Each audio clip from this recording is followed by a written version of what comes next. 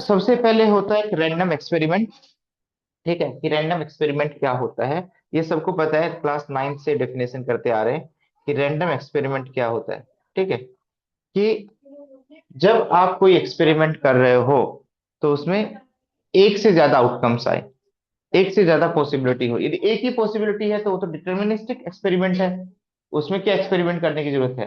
तो random experiment क्या होता है कि यदि आप उस एक्सपेरिमेंट को कर रहे हैं तो एक से ज्यादा पॉसिबल आउटकम्स आए, या जो करने के तरीके हैं वो एक से ज्यादा आए, एक से ज्यादा पॉसिबिलिटीज हो, तो ऐसे एक्सपेरिमेंट को क्या कहते हैं, रैंडम एक्सपेरिमेंट कहते हैं। उसके बाद जिन जो जो पॉसिबिलिटीज आ सकती हैं, जो जो पॉसिबिलिटीज आ सकती हैं, उनको यदि हम कलेक्ट करें तो वो क्या बन जाता है बेटा, सैंपल स्पेस। क्या बन जाता है बेटा, सैंपल स्पेस। और जो जो पॉसिबिलिटी बन सकती है, हर एक पॉसिबिलिटी को क्या कहते हैं बेटा, सैंपल पॉइंट। क्या कहते हैं बेटा, जैसे एक कॉइन को टॉस करेंगे तो क्या आएगा बेटा, हेड और टेल। अब ध्यान से देखना बेटा, जब कॉइन को टॉस करेंगे तो हेड और टेल आएगा। दो कॉइन को एक साथ टॉस करेंगे तो क्या क्या आ सकता है बेटा, दो कॉइन को एक साथ टॉस करेंगे तो क्या क्या आ सकता है बेटा, दो कॉइन को एक साथ टॉस करेंगे तो क्या आएगा, head head, head tail, tail head और टेल टेल। कैसे होगा। अब ध्यान से सुनना, आपने क्या किया, पहली बार उछाला तो हेड और टेल आया। दूसरी बार यदि आपने टॉस किया, दूसरी बार आपने टॉस किया तो इसके साथ हेड भी आ सकता है और टेल भी आ सकता है, इसके साथ हेड भी आ सकता है और टेल भी आ सकता है। तो किया क्या आपने, आप इससे मैं पूछूंगा कि इस सैंपल पॉइंट के होने की प्रोबेबिलिटी कितनी है, 1/4। इस सैंपल पॉइंट के होने की प्रोबेबिलिटी कितनी है, 1/4। इस सैंपल पॉइंट होने की प्रोबेबिलिटी कितनी है, 1/4। इसके होने की प्रोबेबिलिटी कितनी है, 1/4। बट बेसिकली आया कहाँ से, बाद में समझ में आएगा, इंडिपेंडेंट इवेंट से। ठीक है। तो आपको पता है कि सैंपल स्पेस ये आएगा यदि दो कॉइन को साइमल्टेनियसली टॉस करेंगे तो ये आएगा। तो हुआ क्या बेटा, यदि मैं आपको समझाना चाह रहा हूँ कि इस केस में जब तक कि दूसरा कॉइन नहीं उछाला था तो हेड आने की प्रोबेबिलिटी कितनी थी, 1/2, और टेल आने की प्रोबेबिलिटी कितनी थी, 1/2। पर जब दूसरी इवेंट हुआ तो इस प्रोबेबिलिटी का डिस्ट्रीब्यूशन हो गया। इस प्रोबेबिलिटी का क्या हो गया बेटा, डिस्ट्रीब्यूशन हो गया। इस प्रोबेबिलिटी का क्या हो गया बेटा, डिस्ट्रीब्यूशन। जब इस प्रोबेबिलिटी का डिस्ट्रीब्यूशन हो गया तो हाफ को कितने पार्ट्स में डिवाइड कर दिया बेटा, दो इक्वल पार्ट्स में। कितने पार्ट्स में डिवाइड कर दिया, इस हाफ को दो इक्वल पार्ट्स में डिवाइड कर दिया, तो आंसर क्या है बेटा, 1/4। क्या है बेटा, 1/4। सुन लो बेटा, सुन लो। तो ये आपको समझ में आ गया कि जब दो कॉइन को एक साथ उछाला तो उसके टोटल पॉसिबल जो आउटकम्स आए वो क्या है बेटा, NS = 2 2 स्क्वायर। यदि मैं 12 की प्रोबेबिलिटी से स्टार्ट करूंगा तो आपको बिल्कुल समझ में नहीं आएगा, क्योंकि आप उन टर्म से फेमिलियर नहीं हो। तो पहले मैं 11th के सारे टर्म्स रिवाइज करवा रहा हूँ। ठीक है। फिर सैंपल स्पेस, तीन कॉइन को एक साथ उछाला तो दो कॉइन को तो उछाल रखा है बेटा, दो कॉइन को उछालने से यही तो आया है बेटा, दो कोइन को एक साथ उछालने से ये तो आया। तो तीसरे कोइन को उछाला है तो तीसरे कोइन में तीनों में क्या आ सकता है बेटा, हेड भी आ सकता है। और दो कोइन को आपने उछाल रखा है बेटा, इनको दो बार लिख दो। कितनी बार लिख दो बेटा, दो बार। और तीसरी बार उछालेंगे तो क्या आ सकता है, सभी के साथ टेल आ सकता है, तो टेल, टेल, टेल और टेल।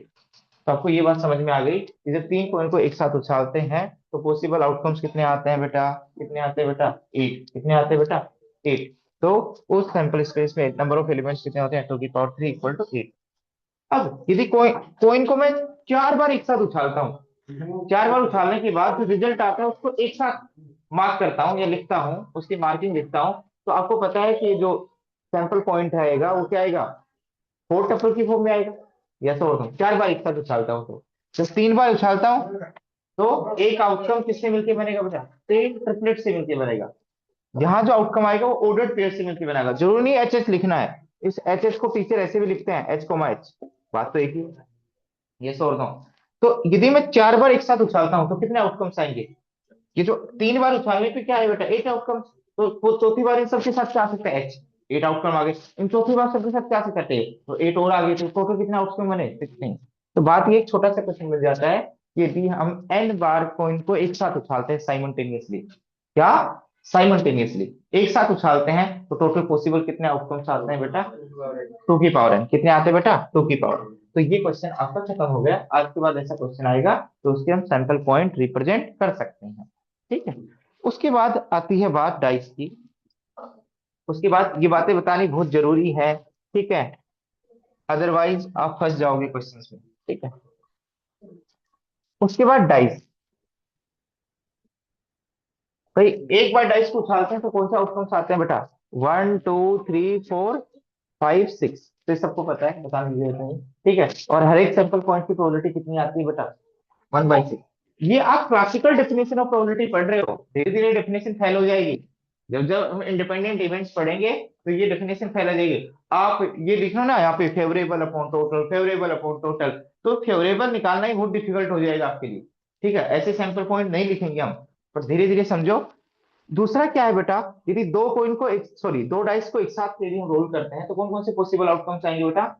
1,1, 1,2, 1,3, 1,4, 1,5, 1,6। जहां तक मुझे जल्दी तेजी से रिपीट करना होगा मैं रिपीट कर देता हूँ। 2,1, 2,2, 2,3, 2,4, 2,5, 2,6। ऐसे 3,1, 3,2 और 3,4, ऐसे 3,6, और ऐसे लास्ट में करते करते क्या आएगा बेटा? 6,1, 6,2, 6,3, 6,4 और 6,5 और 6,6। कितने आउटकम्स आए बेटा? 36। सबको पता है 36 आए। ये छोड़ दो। तो डाइस को यदि दो बार रोल करते हैं तो कितने आउटकम्स आते हैं? 36। तीन बार रोल करेंगे तो कितने आएंगे सिद्धार्थ? तीन बार रोल करेंगे डाइस को, हाँ। दो बार।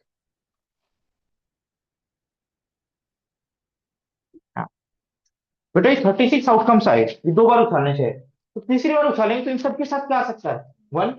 तो 36 नए बन गए। इन सब के साथ क्या आ सकता है? 2। लास्ट में 2 आ सकता है। ये तो सब डिफरेंट है, लास्ट में 2 लिख दे बस। तो 36 नए आ गए। तो लास्ट में क्या आ सकता है? 3। तो 36 लास्ट में क्या आ सकता है? 6। तो ये 36 कितनी बार आएगा बेटा कॉमन लेंगे तो? 6 बार। तो क्या आंसर? 6 की पावर 3। तो तीन बार उछालने पे टोटल पॉसिबल आउटकम्स कितने आएंगे? 6 क्यूब। चार बार उछालने पे 6 की पावर 4। पांच बार उछालने पे 6 की पावर 4। एक यहाँ आपको पता होना चाहिए डबलेट्स का। किसका? डबलेट आने की क्या प्रोबेबिलिटी है? तो डबलेट्स का मतलब क्या है? एक ही नंबर डबल बार आ जाए, एक ही नंबर। यदि डाइस को दो बार उछालने पर डबलेट्स आने की क्या प्रोबेबिलिटी है? तो क्या आएगा बेटा? डबलेट्स कौन कौन से होते हैं बेटा? नहीं बेटा, 1 2 नहीं, 1 1, 2 2, 3 3, 4 4 और 5 5 और 6 6। यस और no? उसके बाद ओड डबलेट्स कौन से होते हैं बेटा?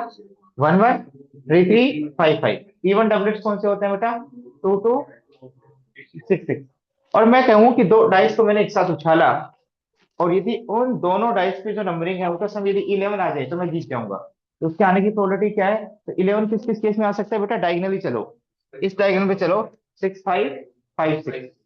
कैसा और नो? तो इस तरीके से डायगनली देखोगे तो आपको सारी पता लग जाएगा। सम 3 कब आ सकता है बेटा? 1 2 2 1। ठीक है। सम 4 कब आ सकता है बेटा? तो इस तरीके से हम देख सकते हैं यदि हमें देखने की रिक्वायरमेंट हुई तो। कैसे और नो? ऐसे तो आपको गिनना पड़ेगा कि मैं आपसे कहूँ कि यदि हमने दो डाइस को एक साथ उछाला, कम से कम एक पे प्राइम आ गया, कम से कम एक पे प्राइम आ गया तो मैं जीत जाऊंगा। कम से कम एक पे प्राइम आ गया तो मैं जीत जाऊंगा। तो ऐसे कितने आउटकम्स है गिन लो बेटा। कम से कम एक पे प्राइम आ गए तो मैं जीत जाऊंगा। तो ऐसे का आउटकम क्या है बेटा? 2,1 प्राइम ही तो है, 2,2, 2,3, 2,4, 2,5, 2,6। इसमें कम से कम एक पे प्राइम है, तो ये काउंट करना है। कोई रिपीटेशन नहीं होना चाहिए। समझ में आ गई बात? तो डाइस से रिलेटेड बात समझ में आ गई। उसके बाद आपको मुझे बताना है किसके बारे में बात? सैंपल स्पेस हो गया आपका। ये डाइस को उछालते हैं तो सैंपल स्पेस कैसा दिखाई देगा। उसके बाद आते हैं कार्ड्स पे। उसके बाद आते हैं बेटा कार्ड्स पे। हाँ बेटा, कार्ड्स आपने जो पत्ते खेले हैं वो टोटल कितने कार्ड्स होते हैं बेटा? 52 कार्ड्स। कितने कार्ड्स होते हैं बेटा? 52 कार्ड्स। 26 कार्ड्स कैसे होते हैं बेटा? रेड। और 26 कार्ड कैसे होते हैं बेटा? ब्लैक। और ब्लैक को भी दो बाइफरकेशन किया गया है, क्लब और स्ट्रेट। क्लब और स्ट्रेट।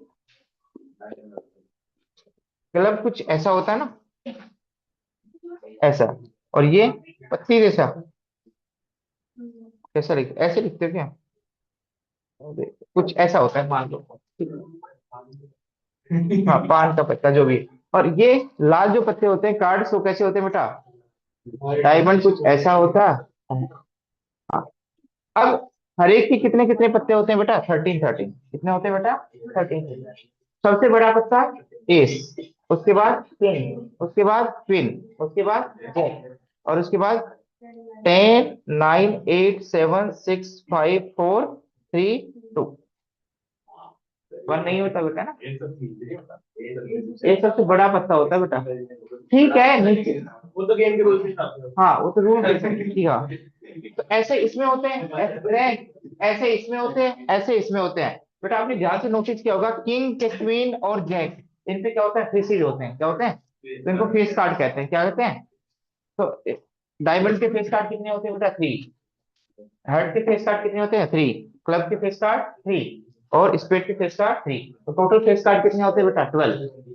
अब यदि मैं इस एज को इंक्लूड कर लूं तो ओनर मिल जाता है ना, जब मैं ओनर की फीलिंग आती है कि सारे बड़े पत्ते हैं। यदि इन सबको इंक्लूड कर लूं, एज को भी इंक्लूड कर लूं, किंग को भी इंक्लूड कर लूं, क्वीन को भी इंक्लूड कर लूं, जैक को भी इंक्लूड कर लूं, तो यदि मैं आपसे पूछूं ए के क्यू जे, इनको कलेक्टिवली क्या कहते हैं बेटा, ओनर कार्ड, क्या कहते हैं बेटा, ओनर कार्ड।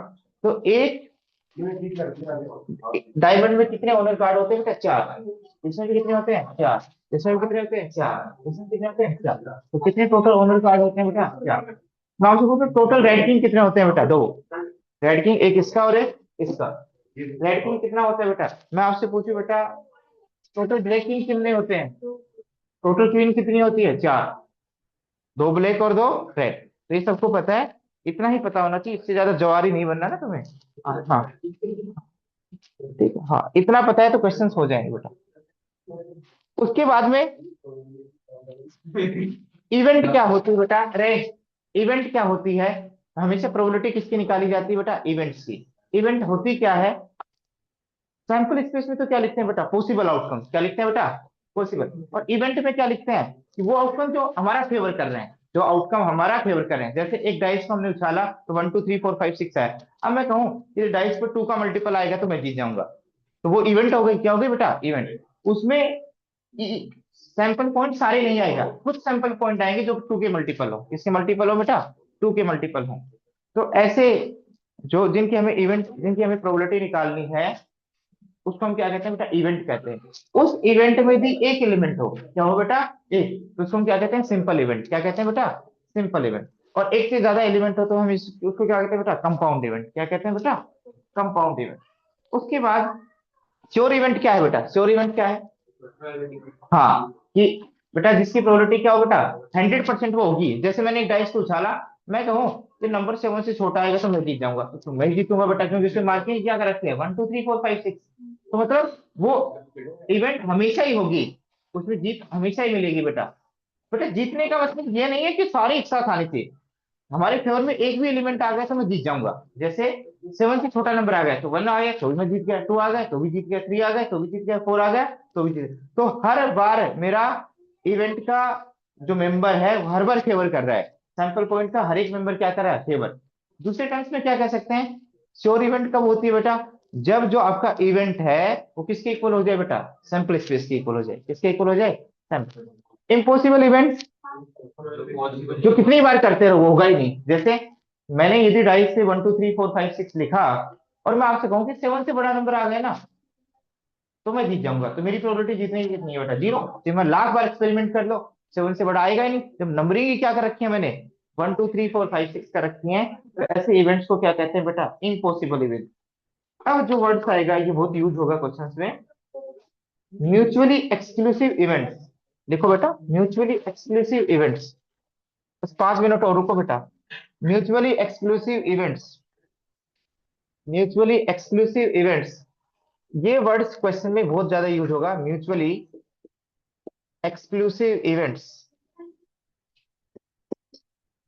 इवेंट्स। और होता है एक दूसरा एग्जॉस्टिव इवेंट्स, एग्जॉस्टिव इवेंट्स। ये दोनों वर्ड क्वेश्चन में बहुत बार यूज किए जाएंगे, बहुत बार यूज किए जाएंगे, ठीक है। तो म्यूचुअली एक्सक्लूसिव इवेंट्स, इवेंट्स दो इवेंट्स म्यूचुअली एक्सक्लूसिव कब कहलाएंगी, दो इवेंट्स म्यूचुअली एक्सक्लूसिव कब कहलाएंगी, दो इवेंट म्यूचुअली एक्सक्लूसिव कब कहलाएंगे। एक्सक्लूसिव का फील तो आ रही है आपको, कि एक्सक्लूसिव कब होंगी बेटा, एक्सक्लूसिव मतलब दोनों में कोई भी रिलेशन नहीं होगा, एक्सक्लूजन का रिलेशन होगा, एक्सक्लूड होंगी दोनों चीजें। तो यदि दो इवेंट्स, यदि आप ए एंड बी दो इवेंट्स यदि म्यूचुअली एक्सक्लूसिव कहलाना चाहते हो, म्यूचुअली एक्सक्लूसिव, तो कब कहलाएंगे बेटा? जब उनके इंटरसेक्शन में कुछ भी कॉमन ना हो, वो आपस में क्या हो बेटा? डिसजॉइंट हो। क्या हो आपस में? यदि हम सैंपल स्पेस के पॉइंट ऑफ व्यू से देखें तो ये ए इवेंट है, वो बी के साथ म्यूचुअली एक्सक्लूसिव तब कहलाएगी जब ए और बी में कुछ भी कॉमन ना हो, कुछ ऐसा हो बेटा। तो ये क्या कहलाएंगे? Mutually exclusive. क्या कहलाएंगे बेटा? मैं आपसे कहूं, A B C mutually exclusive कब कहलाएंगे बेटा? A B C mutually exclusive कब कहलाएंगे? एबीसी म्यूचुअली एक्सक्लूसिव कब कहलाएंगे बेटा? बेटा आपस में दो, ए बी के साथ म्यूचुअली एक्सक्लूसिव हो, बी सी के साथ म्यूचुअली एक्सक्लूसिव हो, और सी ए के साथ। तीनों नहीं, तीनों का इंटरसेक्शन फाई गलत बात। हर एक दो दो का इंटरसेक्शन भी क्या होना चाहिए? फाई होना चाहिए। ये तो अलग बात है बेटा, ये अलग बात है। तीन इवेंट्स आपस में म्यूचुअली एक्सक्लूसिव कब कहलाएंगी? जब दो दो का इंटरसेक्शन क्या हो? फाई। दो दो का इंटरसेक्शन फाई है तो तीनों का एक साथ भी क्या होगा बेटा? फाई। और तीनों का फाई है तो जरूरी नहीं दो का फाई हो।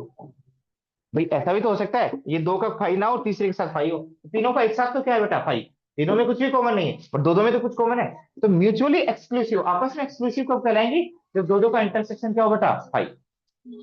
बात समझ रहे हो मैं कहना क्या चाह रहा हूँ? यस और नो? म्यूचुअली एक्सक्लूसिव इवेंट्स तब कहलाएंगी, दो इवेंट्स म्यूचुअली एक्सक्लूसिव कब कहलाएंगी? जब डिसजॉइंट हो। और तीन कब कहलाएंगी बेटा? जब आपस में भी म्यूचुअली क्या हो बेटा? डिसजॉइंट हो। क्या हो? आपस में भी दो दो का इंटरसेक्शन भी क्या हो बेटा? फाई हो। उसके बाद एग्जॉस्टिव इवेंट्स कब कहलाएंगी बेटा? एग्जॉस्टिव इवेंट्स कब कहलाएंगे? एग्जॉस्टिव इवेंट्स कब कहलाएंगी? इवेंट्स एग्जॉस्टिव यदि बनना चाहती है तो कब कहलाएंगी बेटा? एग्जॉस्ट किसके सेंस में बात करें? सैंपल स्पेस के सेंस में। किसके सेंस में बात करें बेटा? सैंपल स्पेस के सेंस में। तो दो इवेंट्स या more than two events are said to be, मान लो तीन इवेंट्स हैं, ये तीन इवेंट्स एग्जॉस्टिव इवेंट्स कब कहलाएंगे बेटा? कब कहलाएंगे एग्जॉस्टिव इवेंट्स? जब इंटरसेक्शन नहीं बेटा, एग्जॉस्ट हो जाए, इनका यूनियन किसके इक्वल आ जाए बेटा? सैंपल स्पेस के। यानी पूरे के पूरे सैंपल स्पेस को या तो ए एग्जॉस्ट कर लेगा, या बी कर लेगा, या सी। पूरे तीनों एक साथ एग्जॉस्ट कर पाएंगे। क्या कर पाएंगे? तीनों एग्जॉस्ट। जैसे मैंने ए इवेंट मान ली, ओड नंबर आना, क्या ना, डाइस को जब रोल किया एक डाइस को, तो ओड नंबर 1 3 5। बी मान लिया मैंने इवन नंबर आना 2 4 6। और सी मान लिया 3 का मल्टीपल आना। और डी मान लिया बेटा 5 का मल्टीपल आना।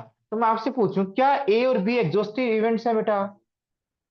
यस सर है बेटा। क्या A B C exhaustive events है तीनों? हाँ, तीनों का यूनियन भी है सारा। दो का तो आ ही रहा है, तीनों का भी आ रहा है बेटा, क्योंकि इसको इंक्लूड करने से फर्क थोड़ी पड़ेगा। यस और नो? यस और नो?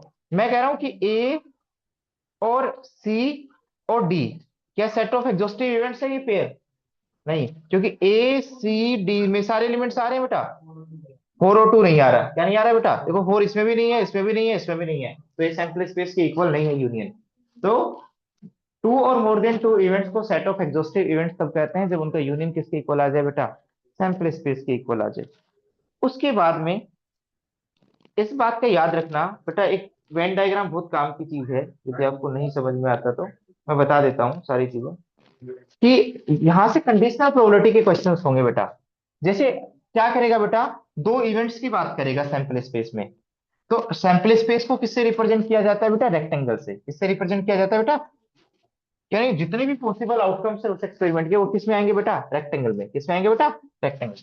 उसके बाद जिसकी हमें प्रोबेबिलिटी निकालनी है, जिसकी हमें प्रोबेबिलिटी निकालनी है, जिसकी हमें प्रोबेबिलिटी निकालनी है, वो इवेंट्स होती हैं, उनमें कुछ कॉमन भी आ सकता है, कुछ कॉमन नहीं भी आ सकता। ये सॉल्व कॉमन नहीं आएगा तो डिसजॉइंट इवेंट होंगी। अब नोट ए का मतलब क्या है? नोट ए का मतलब आपसे ये पूछे कि ए की प्रोबेबिलिटी निकालो, तो क्या डेफिनेशन है बेटा? ए के फेवर में जितने आउटकम्स हैं अपॉन टोटल आउटकम्स। तो ए के फेवर में इस इवेंट के number of elements which are favour to A, ये, और total number of elements in sample space, ये तो डेफिनेशन है। अब ये ए है, यदि ए नहीं होगा तो कौन होगा? ए के बाहर होगा बेटा। यदि ए डैश का मतलब क्या है? ए का अकरेंस नहीं होना। और ए डैश का अकरेंस नहीं कब होगा बेटा?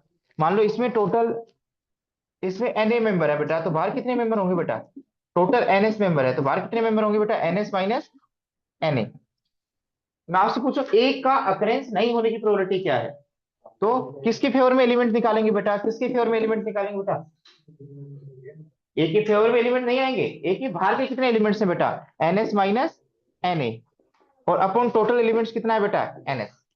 तो या तो ए होगा या ए नहीं होगा, यस और नो। तो ए के होने की प्रोबेबिलिटी और ए के नहीं होने की प्रोबेबिलिटी का सम हमेशा कितना होता है बेटा? वन। कैसे बेटा? मैं कहूं कि ए में मेंबर कितने हैं? N A by N S, और ए डैश में मेंबर कितने हैं? N S minus N A upon N S. तो बेटा ये एन ए से N A cancel, N S upon N S क्या आएगा बेटा? वन। तो हमेशा ये रिलेशन याद रखना, बहुत बार यूज करेंगे। ए के होने की प्रोबेबिलिटी और ए के नहीं होने की प्रोबेबिलिटी का सम क्या आएगा बेटा? और मतलब ये होगा तो भी जीत जाऊंगा, और ये होगा तो भी जीत जाऊंगा। मैं कहूंगा बेटा टू का मल्टीपल है तभी मैं जीत जाऊंगा, और टू का मल्टीपल नहीं है तभी मैं जीत जाऊंगा। तो मेरे फेवर में कितने आउटकम्स है बेटा? सारे ही हैं बेटा। तो मेरी जीतने की प्रोबेबिलिटी कितनी है बेटा? 100%। या और आ रहा है, क्या आ रहा है? और एडिशन कब होता है बेटा? और के केस में। किसके केस में? मैं कहूँ ए बारिश होगी तो भी मैं जीत जाऊंगा, और बारिश नहीं होगी तो भी मैं जीत जाऊंगा, तो एक काम तो होगा ही बेटा। ये छोड़ दो। समझ में? टू का मल्टीपल होगा, और का मतलब ऑप्शनल है, एक भी हो गया तो मेरी इवेंट अकर हो गई। ए यूनियन बी का मतलब क्या है बेटा? कोई बच्चा बताएगा ए यूनियन बी का मतलब क्या है? कि कम से कम ए यूनियन बी में कौन से एलिमेंट आएंगे बेटा? सुनो डेफिनेशन को सुनो, ए यूनियन बी में कौन से एलिमेंट्स आएंगे जो कम से कम एक में हो? तो ए यूनियन बी कब विन होगा? जब कोई एलिमेंट कम से कम एक इवेंट में आ जाए। यदि कोई एलिमेंट ए यूनियन बी में आना चाहता है तो या तो ए का अकरेंस हो जाए, या तो ए यूनियन बी तो विन होगा हमेशा। यस और नो। क्योंकि उसको इस बात से फर्क नहीं पड़ता कि वो ए में है या बी में, एक में होना चाहिए। किसमें होना चाहिए? वो कब नहीं जीतेगा? जब एलिमेंट ए यूनियन बी से बाहर हो। किससे बाहर हो? तो इसका कौन कौन फेवर कर रहा है? ए भी फेवर कर रहा है और बी भी फेवर कर रहा है, इस बात को ध्यान रखना। यस और नो। तो ये बहुत इंपॉर्टेंट रिजल्ट है। ए के होने की प्रोबेबिलिटी और ए के नहीं होने की प्रोबेबिलिटी का सम क्या होता है बेटा? वन। और इसका दूसरा मतलब क्या होता है? ए और बी क्या होता है बेटा? और तीसरा मतलब क्या होता है? At least one of them. At least one of them either A और बी में एक हो जाना चाहिए। यदि ऐसी लैंग्वेज आएगा उसका मतलब भी क्या है बेटा? At least one of them among A and B. यदि कम से कम एक हो जाए, इसका मतलब भी या तो ए हो जाए या बी हो जाए। उसके बाद में मैं आपसे कहूं क्या प्रोबेबिलिटी है, इधर देखना बेटा। तो यदि ये वर्ड आ जाए, ये वर्ड आ जाए, तो हमेशा क्या निकालेंगे बेटा? ए यूनियन बी की प्रोबेबिलिटी। किसकी प्रोबेबिलिटी निकालेंगे? ए यूनियन बी की प्रोबेबिलिटी। और आपको एक फॉर्मूला पता है, यही बता देते हैं बेटा। आपको ये तो पता है ना कि ए यूनियन बी में यदि नंबर ऑफ एलिमेंट्स निकालने हो बेटा, इधर देखना। ए में वन टू थ्री एलिमेंट्स है, बी में बेटा एलिमेंट है टू थ्री फोर। तो ए यूनियन बी में कौन से एलिमेंट्स होंगे सिद्धांत? One two three four. कौन से एलिमेंट्स होंगे? One two three four. तो बेटा ए यूनियन बी में कितने एलिमेंट्स है बेटा? चार। क्योंकि सेट में क्या नहीं होता बेटा? रिपीटेशन नहीं होता। एन में कितने एलिमेंट्स है बेटा? तीन। एनबी में कितने एलिमेंट्स है बेटा? तीन। तो थ्री प्लस थ्री तो सिक्स होता है बेटा। But N A union B में एलिमेंट्स निकालने के लिए क्या करोगे आप? ये तो formula N A plus N B minus N A intersection B. ये इंटरसेक्शन बी क्यों किया? क्योंकि बेटा ये ए में भी इंक्लूड है और बी में भी, तो यूनियन में तो एक ही बार आएंगे बेटा, क्योंकि सेट थ्योरी के अंदर रिपीटेशन अलाउ नहीं है। अब बताओ मुझे, आपको ये फॉर्मूला यदि आता है तो N A union B equal to होता है N A plus N B minus N A intersection B. और प्रोबेबिलिटी के टर्म्स में रिजल्ट लाना चाहते हैं तो किससे डिवाइड कर देंगे? सैंपल स्पेस दोनों तरफ किससे डिवाइड कर देंगे? Number of elements in sample space. तो ये क्या आ गया बेटा? ये क्या आ गया? प्रोबेबिलिटी किस इवेंट की आ गई बेटा? भाई ऊपर किसके फेवर में एलिमेंट लिख रखे हैं? ए यूनियन बी की, और नीचे क्या लिख रखे हैं बेटा? टोटल। तो किसकी प्रोबेबिलिटी आ गई बेटा? ए यूनियन बी की। तो ए यूनियन बी की प्रोबेबिलिटी किसके इक्वल आएगी बेटा? ए की प्रोबेबिलिटी प्लस बी की probability minus A intersection B की प्रोबेबिलिटी। ये रिजल्ट आपको याद होना चाहिए। बहुत सारे क्वेश्चन दो नंबर में आए हुए, दो नंबर से ज्यादा एक्सपेक्ट मत करना। ठीक है? ठीक है, समझ में आ गया? तो ए यूनियन बी के होने की प्रोबेबिलिटी किसके इक्वल होती है? ए के होने की प्रोबेबिलिटी प्लस बी के होने की probability minus P A intersection B की प्रोबेबिलिटी। ये चीज आपको पता होना चाहिए।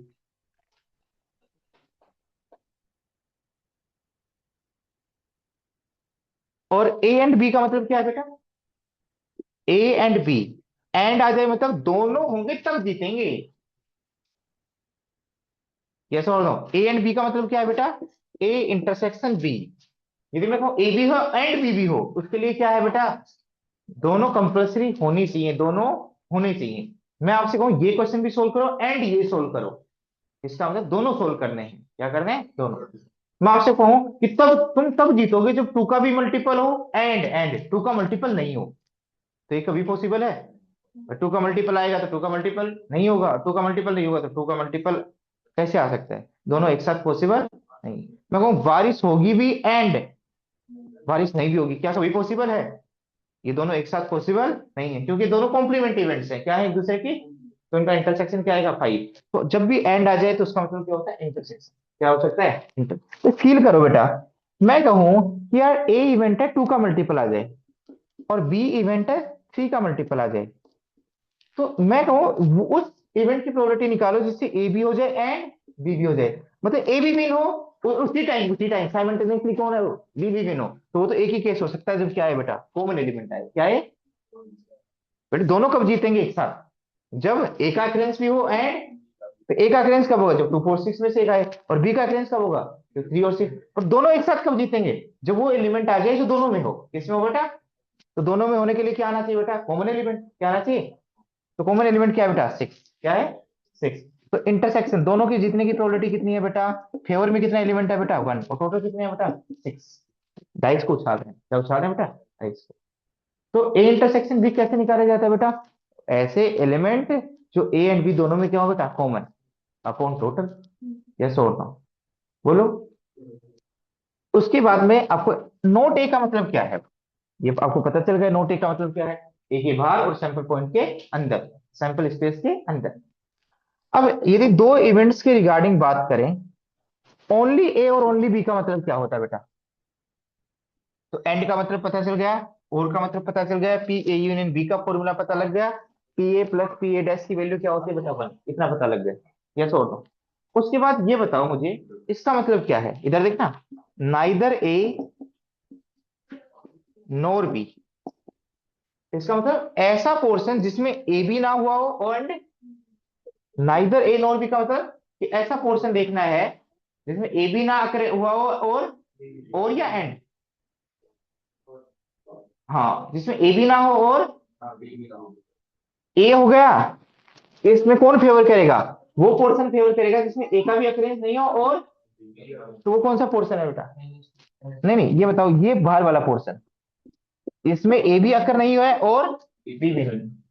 यस और, तो ध्यान से देखना बेटा, नाइदर ए का मतलब ए भी नहीं है, ठीक है ना बेटा। नाइदर ए का मतलब ए भी नहीं है, और नोर बी का मतलब बी भी नहीं है, दोनों ही नहीं है। करेंगे बेटा, ये क्या नहीं है बेटा, इस नाइदर ए नोर बी का मतलब ये होता है कि ए भी नहीं है और बी भी नहीं। इसमें वो एलिमेंट्स आएंगे जो ए में भी प्रेजेंट नहीं है और बी में भी प्रेजेंट नहीं है, मतलब बाहर के आएंगे, दोनों के बाहर।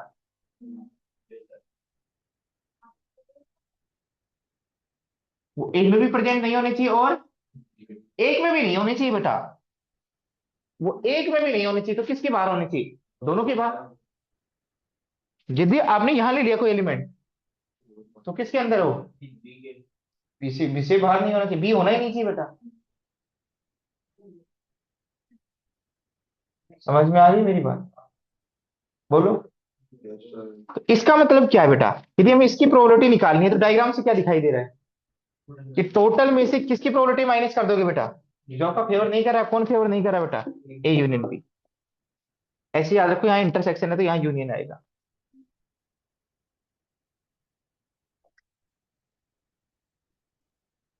नाइदर ए नोर बी का मतलब क्या है, ए भी नहीं होना चाहिए और, तो किससे बाहर होने चाहिए, ए यूनियन बी से बाहर। तो ये याद रखो।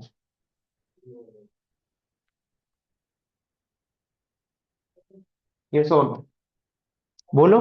और यदि किसी बच्चे को याद नहीं है तो देखना, ये यदि मैं ये लिखता हूं ए डैश यूनियन बी डैश, इसका फॉर्मूला क्या बनेगा बेटा, 1 - पी। यदि यहाँ यूनियन है तो क्या आ जाएगा बेटा, इंटरसेक्शन।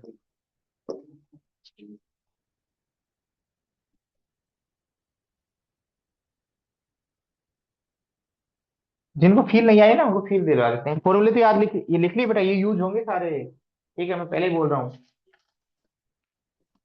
मैं इसलिए थोड़ा सेट थ्योरी और 11th की प्रोबेबिलिटी पहले बता रहा हूँ, फिर बार बार परेशान नहीं करोगे आप।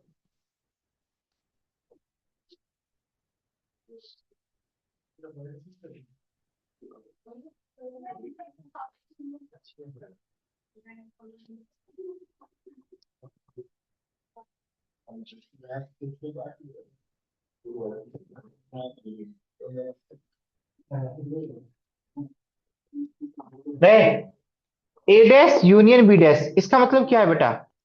देखना, फील करना, देखना बेटा। अरे जिनको फील नहीं आई, यानी वो भी एलिमेंट्स आएंगे इसमें जो एक ही बाहर हो, और यहाँ और बी डैश का मतलब वो भी एलिमेंट्स आएंगे जो, ये जो एक के भी बाहर है वो आएंगे।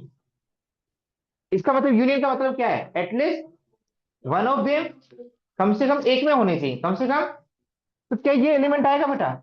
ये ए है और ये क्या है? बी। ये आएगा एलिमेंट। क्यों? क्योंकि किसके बाहर है बेटा? ए के। ये किसके बाहर है? ये किसके बाहर है? ये पोर्शन आएगा, ये ए के बाहर है। कम से कम एक के बाहर होना चाहिए। ये सारे एलिमेंट्स आएंगे, क्यों आएंगे बेटा? क्योंकि ये ए के बाहर है। किसके बाहर है बेटा? ए के। और कौन से एलिमेंट आएंगे? बी के बाहर वाले। तो बी के बाहर वाले तो बी के बाहर वाले, तो ये पोर्शन भी आएगा, ये वाला। तो कौन सा पोर्शन नहीं आएगा? कौन सा पोर्शन नहीं आएगा? ए इंटरसेक्शन बी वाला पोर्शन नहीं आएगा। तो इसको कौन फेवर नहीं कर रहा? कौन फेवर नहीं कर रहा? इंटरसेक्शन वाला पोर्शन। कौन सा फेवर नहीं कर रहा? तो किसकी प्रोबेबिलिटी माइनस की है बेटा? इंटरसेक्शन। किसकी प्रोबेबिलिटी माइनस की? भाई ए डैश यूनियन बी डैश को सब कुछ फेवर कर रहा है इस पूरे रीजन में, कौन फेवर नहीं कर रहा बेटा? और का मतलब एक में भी है तो यूनियन में आएगा। तो ये सारा पोर्शन यूनियन में आएगा। क्योंकि जीत किसकी वजह से हो सकती है? ए डैश की वजह से भी और बी डैश की वजह से भी। तो ए के बाहर है तो भी हम जीत गए, बी के बाहर है तो भी यूनियन जीत गया। तो कब नहीं जीतेगा यूनियन? यहाँ पे एलिमेंट आएगा तो न तो ए के बाहर है, नहीं तो बाहर वो आ ही नहीं सकता। तो ये रिजल्ट ऐसे याद रखो बेटा। समझ में आ गई बात? हाँ, और इसका मतलब क्या बेटा? इसका वेन डायग्राम तो ये बनेगा, और दूसरा Venn diagram A dash intersection B dash. इसका मतलब दोनों के बाहर होना चाहिए कॉमन। क्या होना चाहिए? ऐसा पोर्शन एंड एंड पढ़ के देखो, ए के बाहर भी एंड, तो इसके बाहर तो यही आएगा सिर्फ। तो दोनों के बाहर होने के लिए कौन सी प्रोबेबिलिटी फेवर नहीं करी? यूनियन वाली। बात समझ में आ गई? यस और नो? उसके बाद में इसका मतलब क्या है बेटा? जैसे तीन इवेंट्स की बात करें तो एटलीस्ट, बेटा इधर देखना, यदि तीन इवेंट की बात करें तो एटलीस्ट, यदि ये वर्ड यूज हो जाए, एटलीस्ट वन ऑफ देम या एटलीस्ट वन ऑफ एबीसी, इसका मतलब क्या है बेटा? इसका मतलब क्या है? ये ए भी होगा तो भी जीत जाएंगे, बी होगा तो भी जीत जाएंगे, और सी होगा तो भी जीत जाएंगे। तो इसका मतलब क्या है? प्रोबेबिलिटी थ्योरी के अंदर किसकी प्रोबेबिलिटी निकालनी है बेटा? A union B union C. Yes और नो? और मैं ये कहूँ all of three, all of three होनी चाहिए। तो इसका मतलब सारी चीजें एक साथ होनी चाहिए, मतलब ए भी होना चाहिए एंड बी भी होना चाहिए एंड। तो कब होगा बेटा? जब ऐसा एलिमेंट आ जाए जो तीनों में कॉमन हो। जो किसमें कॉमन है बेटा? तीनों में। तो किसकी प्रोबेबिलिटी निकालनी है बेटा? A intersection B intersection C.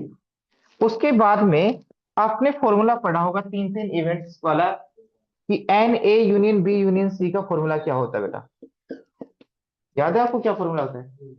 एक एक का सम, दो दो का माइनस, तीन तीन का प्लस। बस आपको ये फॉर्मूला याद है तो ऐसे क्वेश्चन हो जाएंगे बेटा।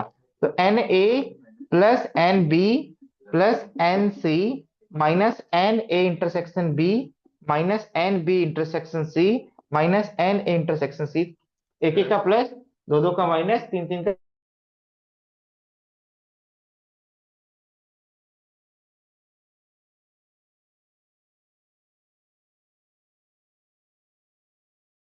क्या फर्क पड़ता है?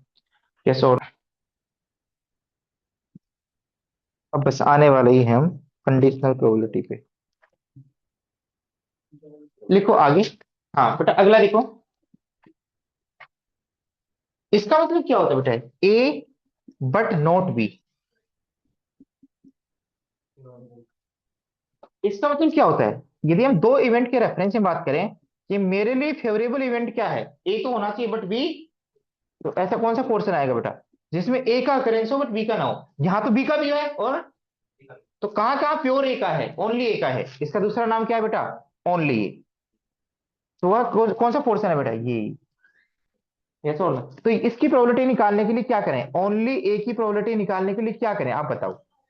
इस ए सर्कल की प्रोबेबिलिटी में किसकी माइनस कर दें बेटा, पी ए इंटरसेक्शन बी की। यदि आप इसमें फेवरेबल एलिमेंट निकालना चाहते हो, इसके फेवरेबल इस पार्ट के, तो ए के टोटल नंबर ऑफ एलिमेंट में से किसके माइनस कर देंगे बेटा, ए इंटरसेक्शन बी के। यदि मान लो इस पूरे सर्कल के अंदर 10 एलिमेंट है और यहाँ 3 एलिमेंट है, तो यहाँ कितने बचेंगे, 7। तो फेवरेबल कितने हैं, 7, अपॉन टोटल कितने हैं, जो भी हैं। सैंपल स्पेस की बात है, किसकी बात है, सैंपल स्पेस की, तो ये फॉर्मूला आ जाएगा। यदि ओनली बी की बात करें, किसकी बात करें बेटा, तो पी बी की प्रोबेबिलिटी में क्या माइनस करना पड़ेगा, ओनली बी क्या माइनस करना पड़ेगा, ए यूनियन नहीं, ए इंटरसेक्शन बी। समझ में आ गई बात, कैसे और दो बेटा। ओनली ए का दूसरा नोटेशन भी है, क्या है देखना। ये तो ए माइनस बी है बेटा, ए माइनस बी का मतलब ए का वो पोर्शन जो बी में प्रेजेंट ना हो, ए का वो पोर्शन, ए माइनस बी का मतलब क्या, ए का वो पोर्शन जो बी में प्रेजेंट ना हो। दूसरा नोटेशन क्या है इसका बेटा, ए के अंदर तो है बेटा, किसके अंदर है, ए के अंदर तो है, बट किसके बाहर है बेटा, बी के। तो बी के बाहर है, क्या दोनों काम है या एक काम है, और आएगा इंटरसेक्शन एंड आएगा, दोनों काम होने चाहिए, ए के अंदर होना चाहिए एंड दोनों काम एक साथ होने चाहिए, तो क्या होना चाहिए बेटा, इंटरसेक्शन। तो इसका नोटेशन ये भी है, ये बोलो ये बोलो ये बोले, सबका मतलब क्या है बेटा, ओनली क्या है। आपको लैंग्वेज में फंसा देगा, फॉर्मूला आपको पता होना चाहिए।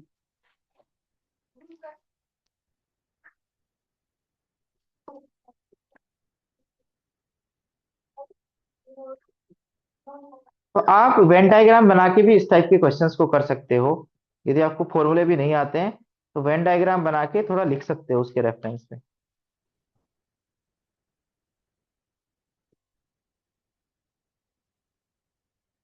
अब लिखो एनसीईआरटी एग्जाम्पल का पहला क्वेश्चन।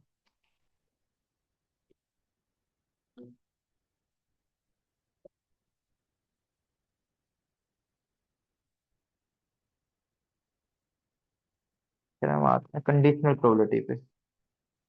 देखो बेटा एनसीईआरटी का पहला example,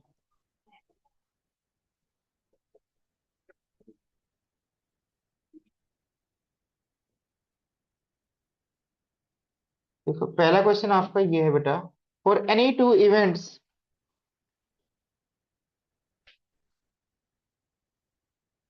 any two events A and B,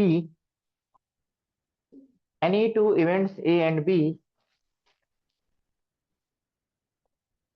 any two events A and B associated to a random experiment,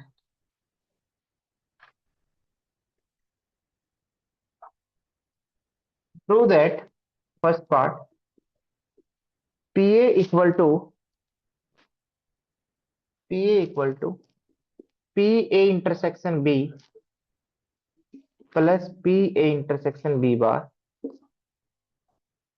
दूसरा PB इक्वल टू, पहला हो जाएगा तो दूसरा भी हो जाएगा, PA intersection B plus PA bar intersection B। और third PA union B is equal to PA intersection B plus P A intersection B bar, या बी का नहीं होना, बी डैश भी लिखते हैं बहुत सारे टीचर इसको, B A complement intersection B. देख लो एक बार पेन डायग्राम से।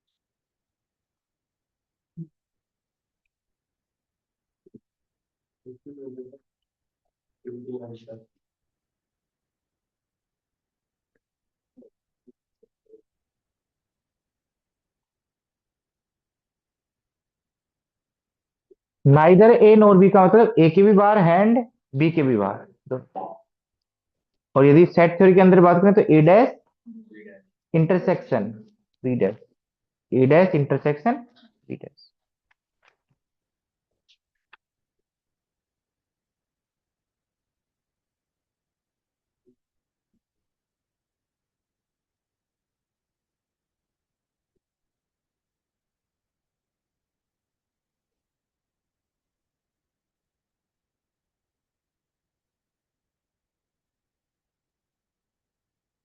हाँ बेटा।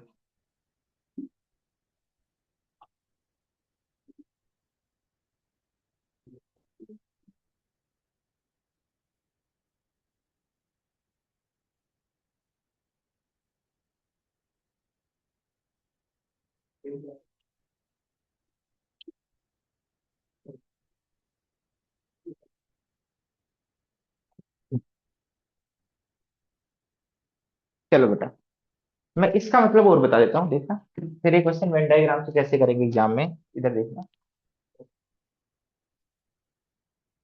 इसका मतलब पता है ना क्या है? क्या है? Only, only. इसका मतलब क्या है बेटा? Only B. हाँ।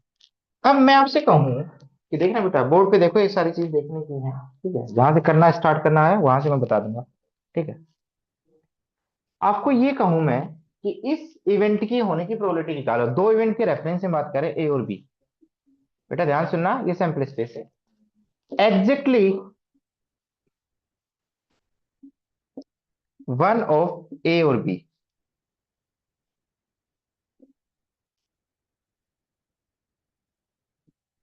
इसके होने की क्या प्रोबेबिलिटी है, कोई बच्चा बताएगा? बेटा बोर्ड पे देख ले, एक तरीका बेटा, इधर बोर्ड पे देख सिद्धांत, कि एग्जैक्टली एक हो जाए उसकी, मतलब ए हो जाए तो भी मैं जीत जाऊं, एग्जैक्टली एक, दोनों नहीं, दोनों ही। यदि कम से कम एक हो जाए तो कम से कम एक होने में एक भी इन्वॉल्व है और दोनों हो जाए, वो एक यूनियन भी होता है। क्या होता है बेटा? मैंने बोला एग्जैक्टली एक ही होना चाहिए, या तो ये या बी। मतलब एग्जैक्टली एक कब होगा? एग्जैक्टली एक इवेंट का अक्रेंस कब होगा? जब या तो इस पोर्शन में हो या इस पोर्शन में नहीं होनी चाहिए, या नहीं होना चाहिए। एग्जैक्टली एक विन हो जाए, इसकी क्या प्रोबेबिलिटी है? या तो आउटकम यहां से आनी चाहिए या, और ये क्या है बेटा? ओनली ए। और ये क्या है बेटा? तो एग्जैक्टली एक का अकरेंस हो जाए, इसकी प्रोबेबिलिटी निकालनी है। इसका मतलब किस किस की प्रोबेबिलिटी का सम आएगा बेटा? ओनली ए और ओनली बी। क्योंकि ओनली बी होगा तब भी एक ही इवेंट का अकरेंस होगा, और ओनली ए होगा तब भी एक ही इवेंट्स का अकरेंस होगा। क्वेश्चन में क्या पूछा था? क्वेश्चन देखो, exactly one of A, exactly one of them, यानी इनमें एक भी हो जाए तो क्या प्रोबेबिलिटी है जीतने की? तो ये तो क्या, तो पोर्शन यहां से आना चाहिए या यहां से आना चाहिए। और इसी को क्या कहते हैं बेटा? ओनली ए को क्या कहते हैं बेटा? ए इंटरसेक्शन किससे लिया जा रहा है बेटा? बी डैश से। और बी, ओनली बी को क्या कहते हैं? बी इंटरसेक्शन ए डैश, कि बी का वो पोर्शन जो ए से बाहर हो, तभी तो ए ओनली, ओनली बी आएगा। और ए का वो पोर्शन जो बी के बाहर हो, तभी तो ओनली ए आएगा बेटा। तो इसका मतलब हमेशा एग्जाम में ये होता है, ये तोड़ना, इन बातों को समझना। अब मैं इन क्वेश्चंस को कर रहा हूँ कि एग्जाम में आप कैसे करके आओगे, ठीक है? यदि एग्जाम में आ गए 2 नंबर में, ठीक है, 2 मार्क्स के आते हैं। अब ये करना है, तो आप मान लेते हैं सैंपल स्पेस एस मान लेते हैं बेटा, इधर देखना। और मान लो ये इवेंट आएगा, मैं एलिमेंट्स एकदम क्लियर कट बता रहा हूँ, देखना बेटा, ए और बी। इस पोर्शन में कितने एलिमेंट्स है? मान लो एम। कितने हैं बेटा? इसमें कितने हैं बेटा? एन। कितने हैं बेटा? एन। इसमें कितने हैं बेटा? पी। ये सोच लो, इसमें है बेटा टी। ये सोच लो। मैंने आपको ये बताने की कोशिश की, इस रीजन में, कौन से रीजन में, ये ओनली ए वाले रीजन में कितने एलिमेंट है? कुछ तो होंगे बेटा, मैंने एम मान लिया। कॉमन वाले रीजन में कितने एलिमेंट्स है? एन। इस रीजन में मैं आपसे पूछूं number of elements in only A, only A को क्या लिखूंगा बेटा? या तो ए माइनस बी लिखूंगा, या ओनली ए लिखूंगा, या फिर ए इंटरसेक्शन बी डैश लिखूंगा। इसमें कितने एलिमेंट्स है? मैं ये समझाना चाह रहा हूँ, इसमें कितने एलिमेंट्स है, काउंटिंग लिख रहा हूँ। क्या लिख रहा हूँ? सेट नहीं लिख रहा हूँ, क्या लिख रहा हूँ बेटा? काउंटिंग। तो इसमें कितने एलिमेंट्स है बेटा? एम। इसमें कितने एलिमेंट्स है बेटा? बी माइनस ए में, या बी इंटरसेक्शन ए डैश में, पी। और बेटा ए इंटरसेक्शन बी में कितने हैं? कितने बेटा? एन। मैंने एन लिख रखे हैं। और मैं कह रहा हूँ ए यूनियन बी में कितने हैं बेटा? बेटा क्योंकि मैंने अलग अलग लिख रखे हैं ना, इसमें तो टोटल एम प्लस एन है। चलो मैं लिख देता हूँ M plus N plus B. मैं आपसे पूछूं ए में कितने हैं टोटल? इस सर्कल के अंदर कौन कौन से एलिमेंट्स है? एम प्लस है। और बी के कितने हैं बेटा? N plus. यस और नो? और ए यूनिट बी से बाहर कितने हैं? बाहर कितने हैं? टी। अब ये सारे क्वेश्चन हो जाएंगे बेटा। हाँ। और कैसे करोगे, कोई और कोई तरीका? वही यूज करने वाला है, ठीक। ऐसे कर लोगे तो भी कोई दिक्कत नहीं है। ऐसे ही कर रखा है एनसीईआरटी एग्जाम्पल में। जैसे ये करना है बेटा, तो आपको पता है पीए की प्रोबेबिलिटी कितनी आएगी? आप बताओ, आप बताओ पीए की प्रोबेबिलिटी कितनी आएगी? ए की फेवर में कितने हैं? ये बोलो। ए की फेवर में कितने हैं? इस एक सर्कल के अंदर कितने आ रहे हैं बता, पीए की प्रोबेबिलिटी निकालें। M plus N. नहीं है? अपन टोटल कितने हैं? M plus N plus P plus T. M plus N plus P plus T. अब यही क्या आनी चाहिए बेटा राइट साइड? आप बताओ पी ए इंटरसेक्शन बी की प्रोबेबिलिटी निकाल रहे हैं, तो पी ए इंटरसेक्शन बी में कितने एलिमेंट है? एन अपॉन, इन दोनों को ऐड कर देता हूँ एक साथ ही। पी ए इंटरसेक्शन बी और plus P A intersection B bar. तो पी ए इंटरसेक्शन बी की प्रोबेबिलिटी कितनी है? एन अपॉन टोटल कितने है बेटा? M plus P plus T. और ए इंटरसेक्शन बी बार का मतलब क्या है? ओनली, ओनली ए में कितने एलिमेंट है बेटा? एम। एम अपॉन टोटल, तो देखो सम यही तो आ रहा है, डिनोमिनेटर सेम बन गया है। मेरी बात समझने की कोशिश कर रहे हो? ऐसे ही आ जाएगा, ऐसे ही आ जाएगा बेटा। नहीं बात समझ में आई? मैं क्या क्या चाह रहा हूं? इस तरीके से आप कर सकते हो। आगे लिखो next question. The probability of simultaneously occurrence, the probability of, the probability of simultaneously occurrence, the probability of simultaneously occurrence, the probability of simultaneously occurrence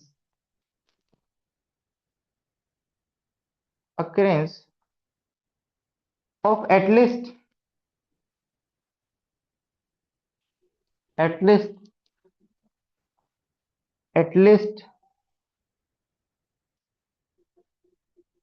one of two events A and B, the probability of simultaneous occurrence of at least one of two events A and B is P, is P. The probability of simultaneously occurrence of at least one of two events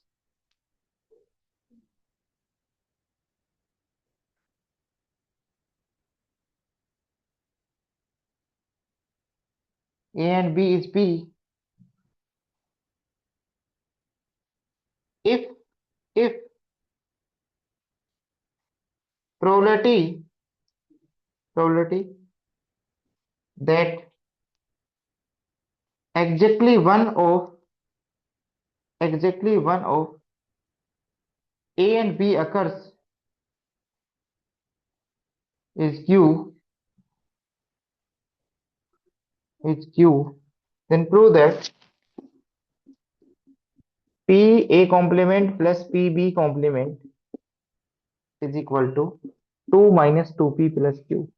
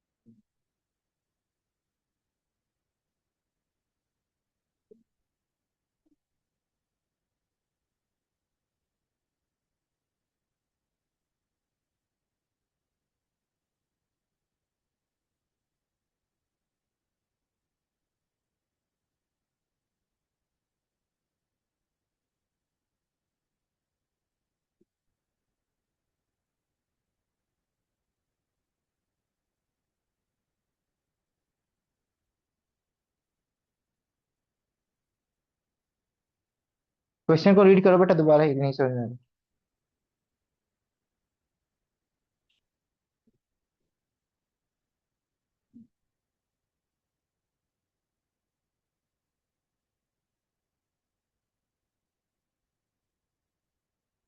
इसीलिए मैं उन words पे emphasise किया था कि क्या words हैं।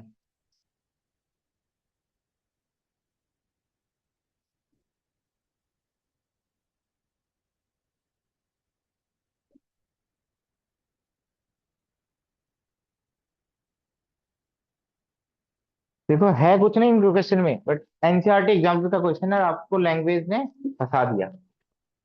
Question में ये बोला है बेटा, पहली लैंग्वेज क्या है कि दो इवेंट से रिलेटेड डिस्कशन किया गया है, या तो एटलीस्ट किसके बारे में डिस्कशन किया गया, ए एंड बी के बारे में। एटलीस्ट एक हो जाए, या तो ए हो जाए या बी हो जाए या दोनों हो जाए। उनकी टोटल प्रोबेबिलिटी कितनी है बेटा? तो ए यूनियन बी तो गिवन है।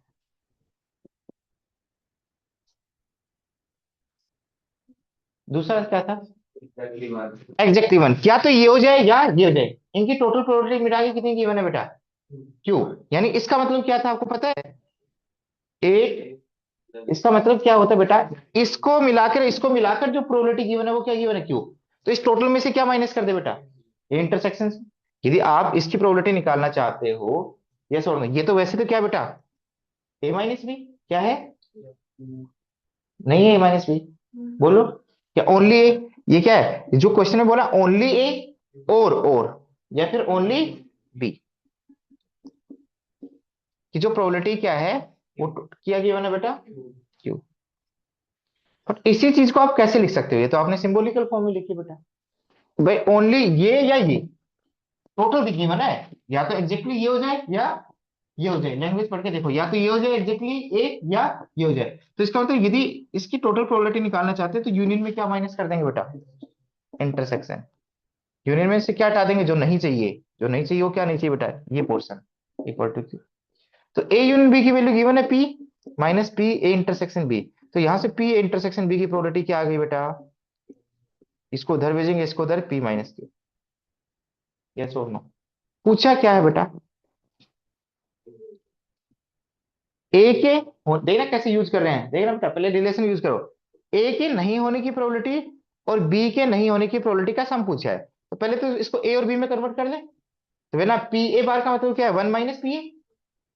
भाई वन वन में से क्या हटा दो बेटा यदि पी ए बार निकालना है? जो इसका फेवर नहीं कर रही है, कौन फेवर नहीं कर रही बेटा? पी ए बार का ए। पी ए फेवर नहीं कर रही है, और इसका मतलब क्या है बेटा? One minus P.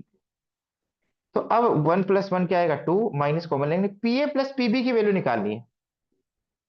किसकी वैल्यू निकालनी? पी ए प्लस पीबी की। अब पी ए प्लस पीबी की वैल्यू कैसे निकालेंगे बेटा? पी ए यूनियन बी का फॉर्मूला पता है? पी ए प्लस पीबी के टर्म्स में पता है? P A plus P B minus P of A intersection B. इसकी वैल्यू कितनी गिवन है बेटा? पी। तो पी ए प्लस पीबी तो निकालना है बेटा। तो आप बताओ, पी ए इंटरसेक्शन बी अभी निकाला है, क्या गिवन है बेटा? ब्रैकेट पूरे में क्या आएगा बेटा? P minus Q equal to P. बेटा माइनस पी उधर जाएगा तो प्लस पी हो जाएगा, two P minus minus plus Q उधर जाएगा तो माइनस क्यू। तो पी ए प्लस पीबी की वैल्यू कितनी आ गई बेटा? Two P minus Q. तो बेटा अंदर मल्टीप्लाई कर दो, two minus two P plus Q. तो आपका ये आंसर आ गया। तो आपको वर्डिंग ही नहीं पता, तो फिर वो क्वेश्चन कर ही नहीं पाते, ऐसे लिख जाते तुम। आप क्वेश्चन की लैंग्वेज पढ़ो कि at least one of them. At least one of them में मतलब सारा इंक्लूड होगा, ए बी और बी बी और यूनियन इंटरसेक्शन बी। और दूसरा जो वर्ड दे रखा है वो दे रखा है बेटा, probability that exactly one of A and B occurs. Exactly का मतलब कोई एक, उनका टोटल दे रखा है, यहां से आ जाए और यहां से आ जाए उसकी टोटल प्रोबेबिलिटी। एग्जैक्टली एक में तो ए भी आ सकता है और बी भी आ सकता है, उनका कलेक्टिव प्रोबेबिलिटी दे रखी है ओनली ए और ओनली बी की। समझ में आ गया? तो इस तरीके से आप इस क्वेश्चन को कर पाओगे।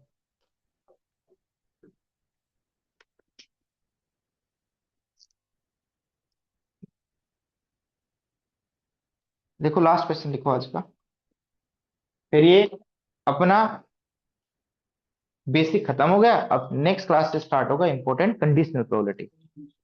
लिखो बेटा, the probability that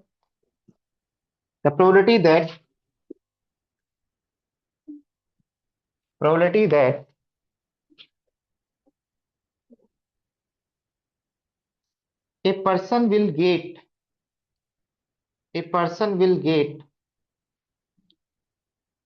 electric contract, बात है कॉन्ट्रैक्ट मिल रहा है किसी कंपनी का, और उसको इलेक्ट्रिक कॉन्ट्रैक्ट मिले उसकी परफॉर्मेंस की बेसिस पे, इसकी प्रोबेबिलिटी है 2/5। एंड प्रोबेबिलिटी वही person that he will not gate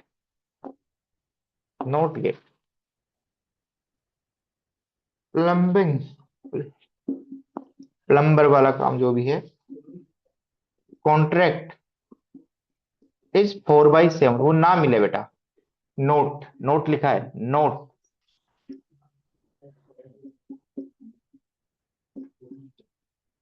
plumber का कॉन्ट्रैक्ट ना मिले उसकी प्रोबेबिलिटी है बेटा 4/7। आगे लिखो बेटा, if the probability of getting if the probability of getting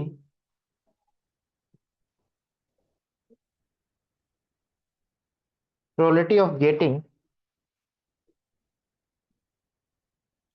probability of getting at least मैं भी इंग्लिश ही लिख रहा हूं ये, at least one contract is 2/3, 2/3। What is probability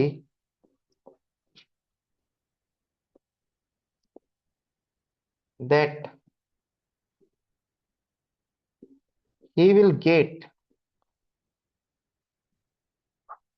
contract both, contract both।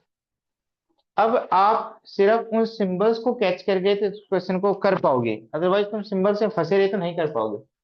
तो या तो ए भी मान लो, बट इसी से मान लेते हैं, इलेक्ट्रिक कॉन्ट्रैक्ट मिले उसकी क्या प्रोबेबिलिटी है बेटा, उसके पास 2/5। ना मिले उसकी क्या प्रोबेबिलिटी है बेटा, 1 - 2/5। वो तो उसने जो फाइल वाइल जमा करवाई होगी, अपना काम दिखाया होगा, उसके बेसिस पे लिख दिया 3/5। ऐसे प्लम्बिंग, प्लम्बिंग का कॉन्टेक्ट ना मिले उसकी गिवन है, मतलब प्लम्बिंग बार, उसको ना मिले उसकी प्रोबेबिलिटी कितनी गिवन है बेटा, 4/7। और प्लम्बिंग का कॉन्टेक्ट मिल जाए उसकी प्रोबेबिलिटी कितनी है बेटा, 6/7। क्वेश्चन में क्या गिवन है आगे, कि at least one of them contact, या एटलीस्ट वन ऑफ देम किसके बारे में बात हो रही है बेटा, ए यूनियन पी के बारे में। या तो ए यूनियन पी का मतलब एटलीस्ट एक मिल जाए, ये तो है इसका मतलब, अब इसलिए तो बताया था, या तो दोनों मिल जाए, या एक मिल जाए, या पी मिल जाए, तो उसकी प्रोबेबिलिटी कितनी है बेटा, क्वेश्चन में क्या गिवन है, 2। और बोथ मिले क्या निकालना है आपको बेटा, इंटरसेक्शन पी। तो ये तो अब निकाल ही लोगे, आपको पता ही चल गया होगा। ये क्या, इसकी वैल्यू क्या है बेटा, इसका फॉर्मूला क्या है, P E, P of P minus P intersection P. तो इसमें क्या नहीं पता आपको, इंटरसेक्शन ये पता है, ये पता है, ये नहीं पता।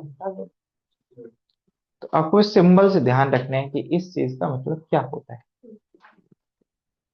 अब नेक्स्ट क्लास में स्टार्ट करते हैं कंडीशनल प्रोबेबिलिटी, बाकी हम